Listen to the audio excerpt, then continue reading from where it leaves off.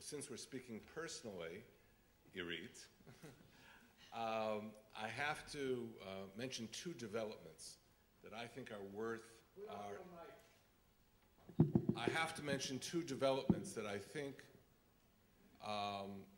we should recall, because when one hears of all the violations of Israel's rights at the United Nations, it can get a little depressing.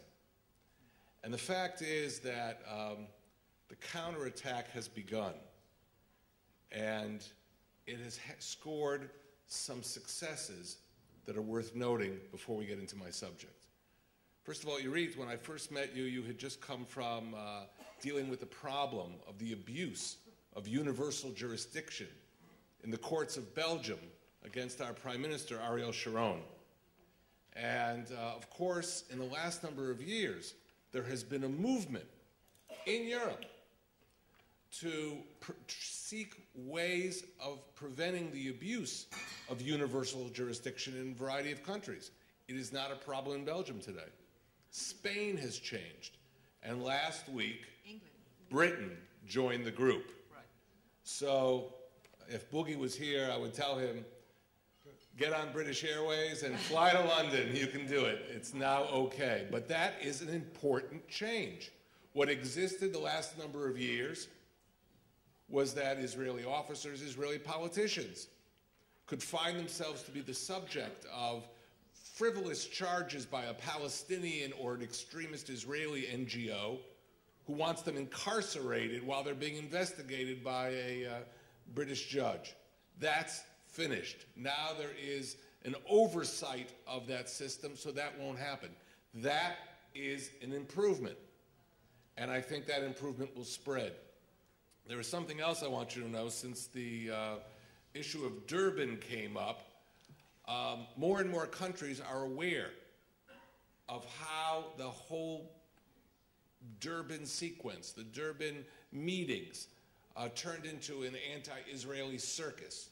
And so that as of last night, 14 countries have announced that they will not attend Durban 3 this Thursday.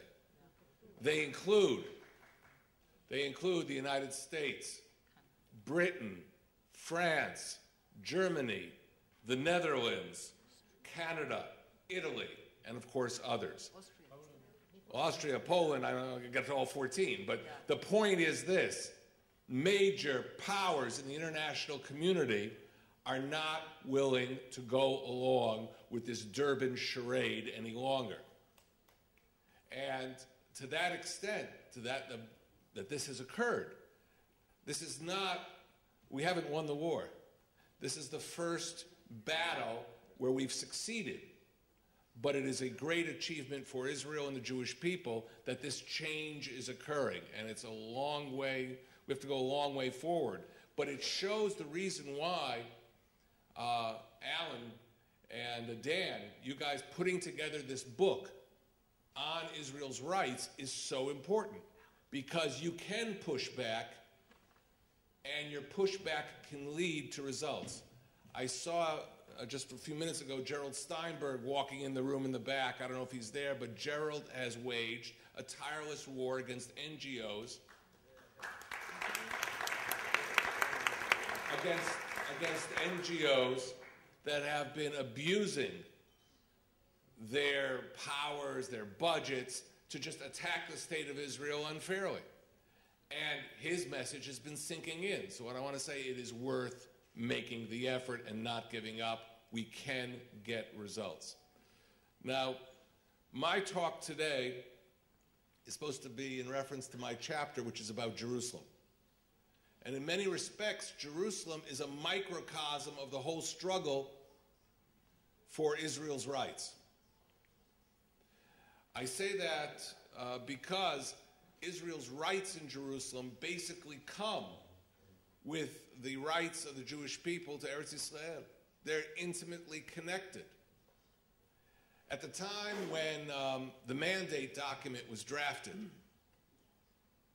it spoke very specifically about the historical connection of the Jewish people with Eretz Yisrael. It talked about their rights of the Jewish people to reconstitute their national homeland in that country.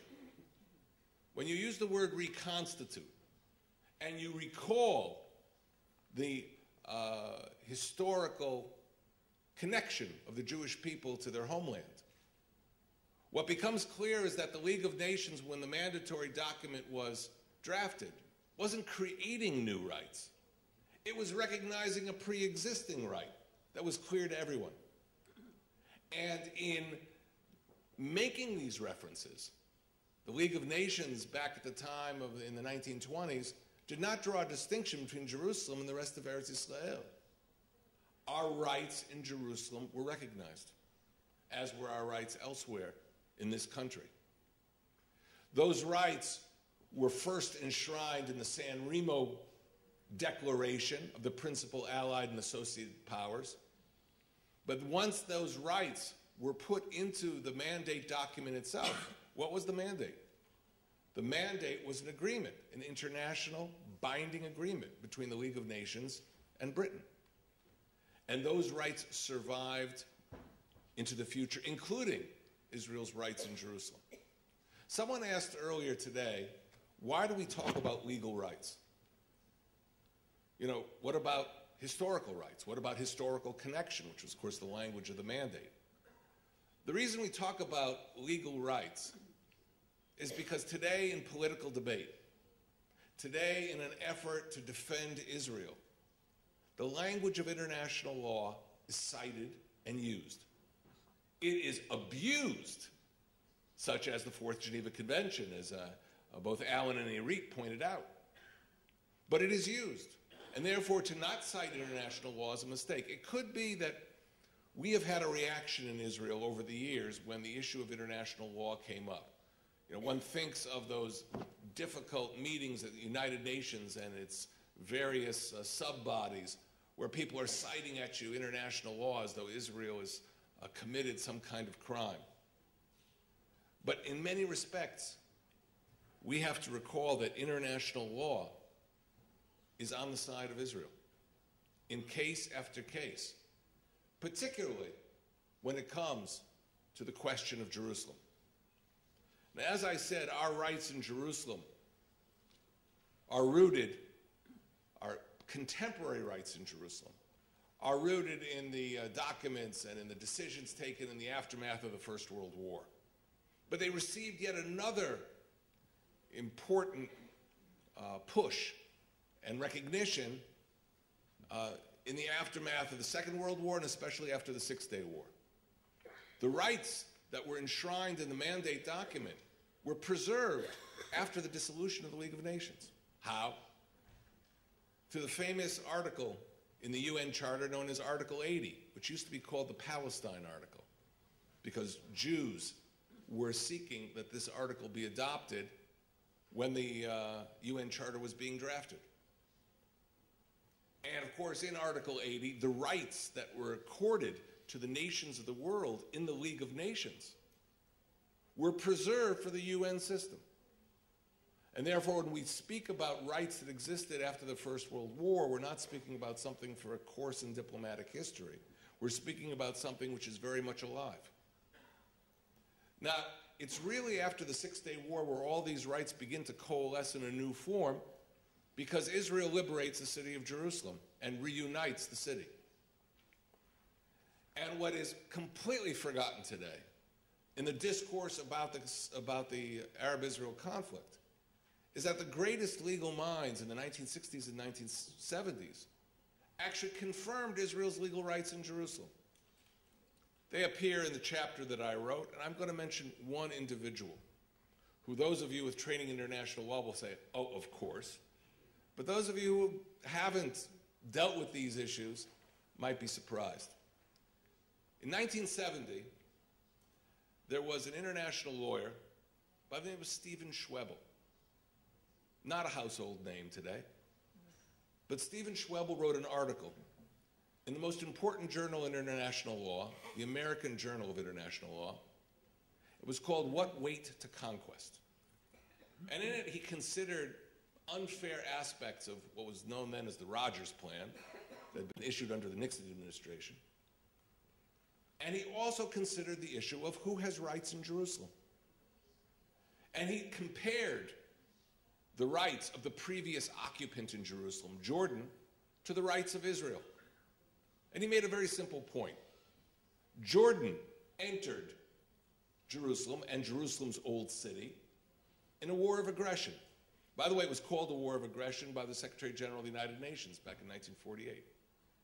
In comparison, Israel entered the old city of Jerusalem into eastern Jerusalem in a war of self-defense. So comparing the rights of a country which had seized territory in a war of aggression to the rights of a country that entered into a territory in a war of self-defense, he reaches a very clear conclusion. He says Israel has superior rights in all of Jerusalem in comparison to all other claimants. Now, it just turns out that Schwebel afterwards got an appointment to become the legal advisor of the U.S. Department of State. And afterwards, it's interesting to follow his career because he eventually becomes the president of the International Court of Justice in The Hague. And when I studied international law, the writings of the most important publicists on international law are a source of international law as much as treaties or various conventions. And certainly the writings of Schwebel should go into that category. And of course there are many others, and I don't want to belabor you with all the names and positions that were taken. But for some reason in Israel, we've lost that sense of understanding that justice is on our side. We've lost that sense that, you know, we have a case. And that might take, you know, a psychiatrist to solve of why that occurred. Some of it has to do with the legacy of past negotiations.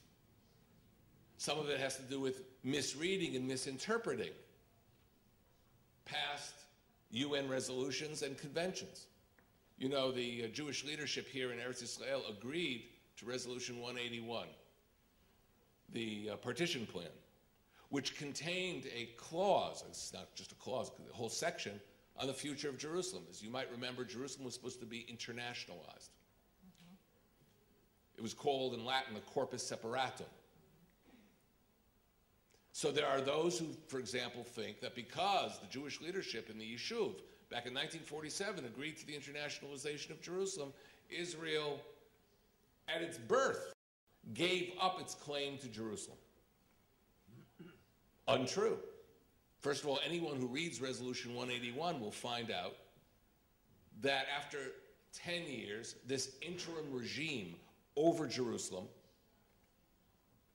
was supposed to face a plebiscite among its residents to see what kind of arrangements they wanted in the future.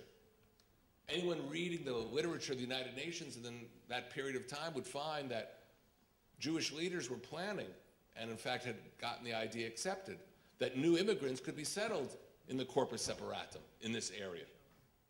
And so it was completely conceivable that had Resolution 181 been accepted and worked in 1947, in 1957, Jerusalem would have been incorporated into Israel. But most people don't know that, don't think about it, and think Israel conceded Jerusalem. There are many proposals that came up during the period of the Oslo agreements when they were at their height. Many negotiations under the table, back-channel contacts, so that people think Israel's main leaders wanted to concede Jerusalem. But very few people know that Yitzhak Rabin, 1 month before his assassination, he died in November of 1995, in October, he spoke in the Knesset. And it was a very eerie speech because he laid out what he thought should be the future borders of Israel. And what did Rabin, the prime minister, under whose government the Oslo agreements were signed and first implemented, what did he say about Jerusalem? Jerusalem should remain united under the sovereignty of Israel. Rabin didn't give up Jerusalem. So my point is that over the years there's been a perception of an erosion of Israeli willpower about keeping Jerusalem. We actually commissioned a poll at the Jerusalem Center for Public Affairs, which we published in my chapter.